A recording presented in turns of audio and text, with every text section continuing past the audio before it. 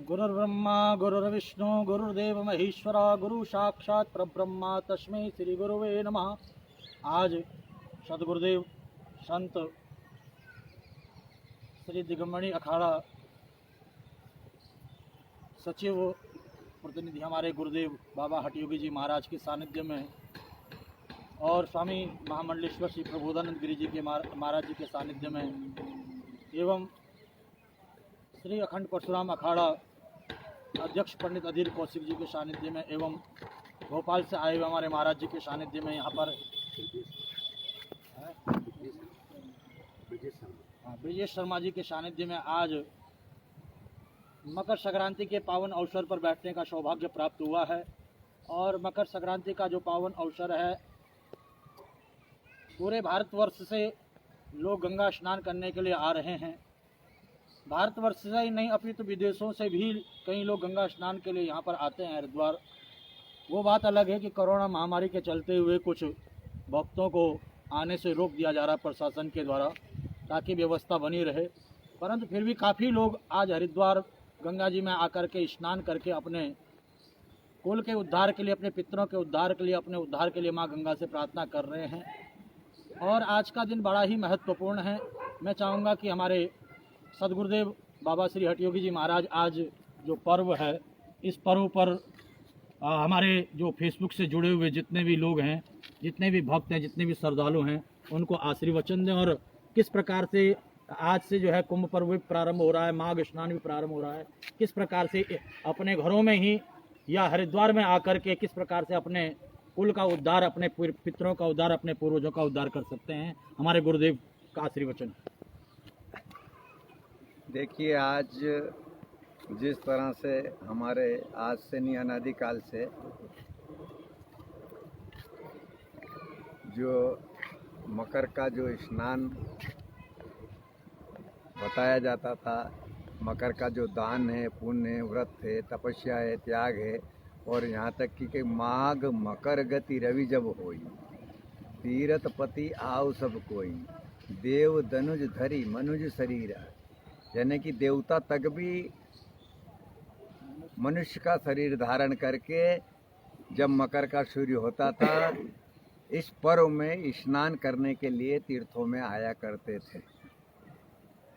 ऐसी स्थिति में जो आज हमारा हरिद्वार का महाकुंभ है, तिथि और नक्षत्र के हिसाब से गुरु और सूर्य की तो राशि चलो हर आती, पर गुरु का तो नहीं होता है। तो जब कुंभ का गुरु होगा तभी हरिद्वार का, मेष का सूर्य और कुंभ का गुरु हो तभी हरिद्वार का कुंभ होता है, स्नान पर्व होते हैं। तो ऐसी स्थिति में आज हरिद्वार कोरोना के होते हुए भी विश्व महामारी कोरोना की चली, लेकिन भगवान की ऐसी कृपा के धीरे धीरे ये भी शांत होती जा रही है और दवाई भी आ गई है। तो ऐसे में जो पहला स्नान हमारा हरिद्वार कुंभ का आज प्रारंभ हुआ, चलन को देखते हुए शासन जल्दी से जल्दी निर्णय ले और कुंभ की तैयारी युद्ध स्तर पे करे, ताकि पूरे भारत के लोगों में एक संदेश जा रहा था कि कोरोना के कारण कुंभ होगा कि नहीं होगा। तो आज का शुभ संकेत उनको मिलेगा कि हरिद्वार का जो कुंभ होने वाला था उसका पहला स्नान प्रारंभ हो गया है। शासन भी इसमें एक्टिव हो गई है और संत महात्मा तो पहले से थे ही सही, वो कह ही रहे थे कि हम चाहे कुछ भी हो जाए लेकिन कुंभ करेंगे। लेकिन फिर भी मैं समझता हूँ कि इस पर्व को जो हमारे भारतीय शास्त्रों में, चिंतनों में और बिना निमंत्रण दिए करोड़ों अरबों लोग आते हैं, ऐसे पर्वों को खाली एक हिंदुओं में ही, एक सनातन में ही, एक भारतीय संस्कृति में ही इसी परंपरा है कि बिना निमंत्रण दिए भी करोड़ों लोग एक जगह इकट्ठा हो जाते हैं। बाकी विश्व की किसी संस्कृति में नहीं है।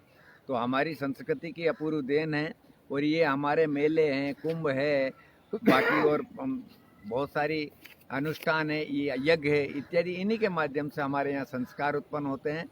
अच्छे अच्छे मतलब कार्यों की प्रेरणा मिलती है, लोग संस्कारवान बनते हैं।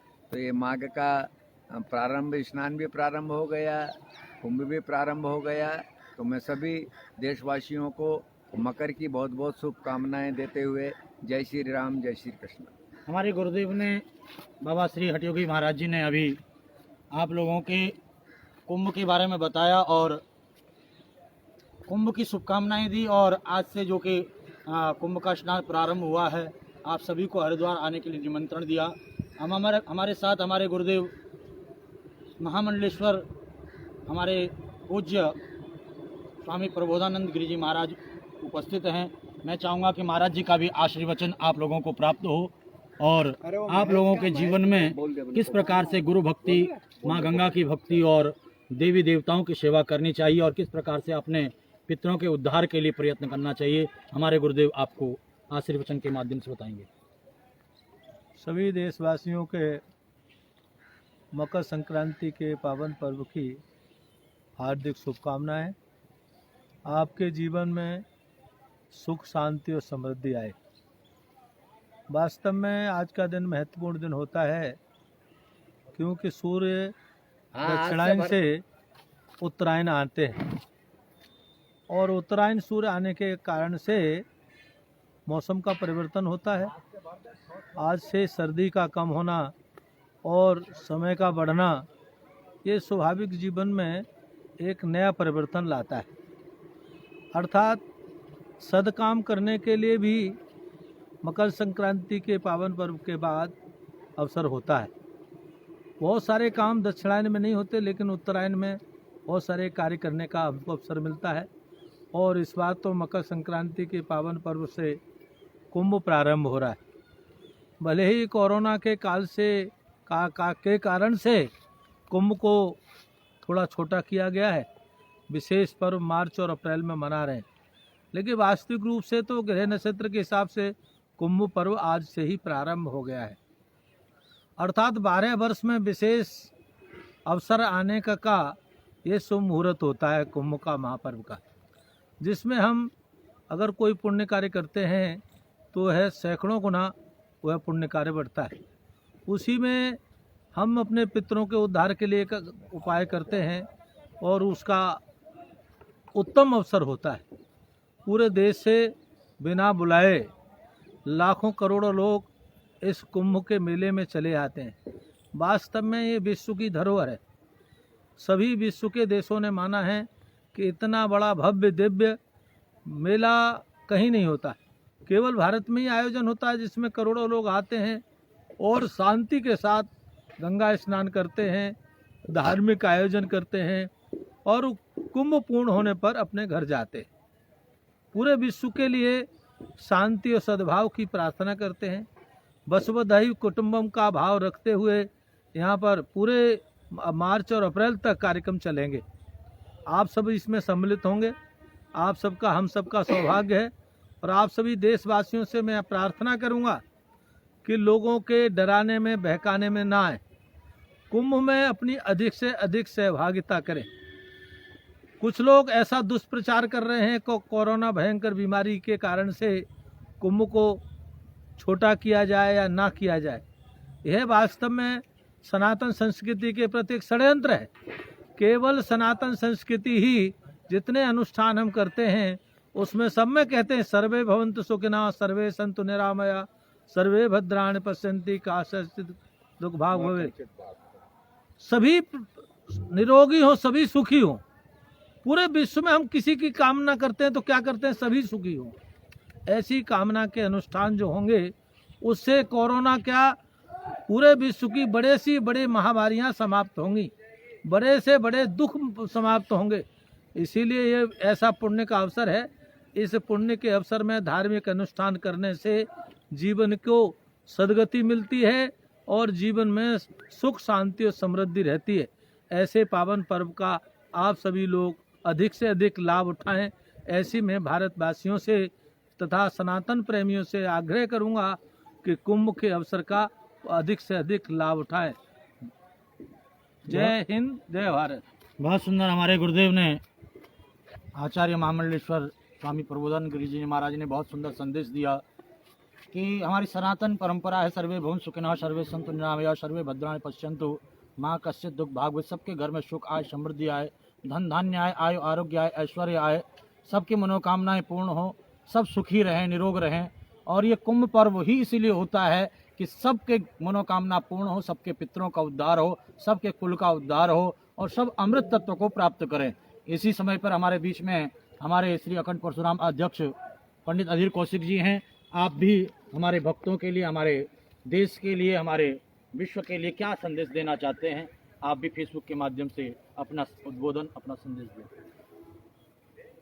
देवभूमि उत्तराखंड, जो पवित्र भूमि और देवों की नगरी, इसको नमन करते हुए, प्रणाम करते हुए श्री गंगा जी का जो दर्शन नित्य होता, इनके गंगा जी के श्री चरणों में बंदन नमन करता हूँ। भगवान श्री भगवान परशुराम जी के चरणों में नमन करता हूँ। महादेव की तो नगरी है, महादेव की लीला परंपार है। पावन पर्व मकर संक्रांति की सभी भारतवासियों को बहुत बहुत बधाई, शुभकामना।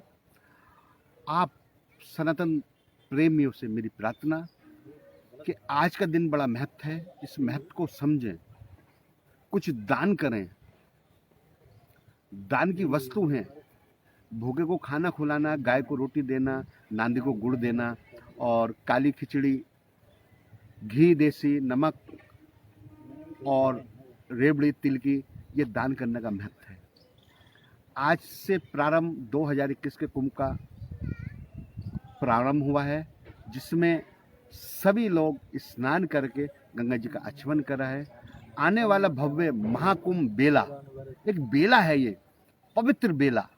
इसमें अनुष्ठान, बड़े बड़े संतों के दर्शन, बड़े बड़े विद्वानों के दर्शन, बड़े बड़े यज्ञ का अनुष्ठान होता है। तो कोरोना बीमारी तो भाग जाएगी, भाग्य नहीं भाग जाएगी। और जब ऐसे अनुष्ठान यज्ञों के माध्यम होंगे, संतों की जो आगाज होगा, संतों की जो पेशवाई होंगी, बड़े बड़े दूर दूर दराज से जो संत समाज आएंगे, उनके दर्शन होंगे, तो ये बीमारी अपने आप भाग जाएगी। हाँ, सावधानी आपको बरतनी पड़ेगी।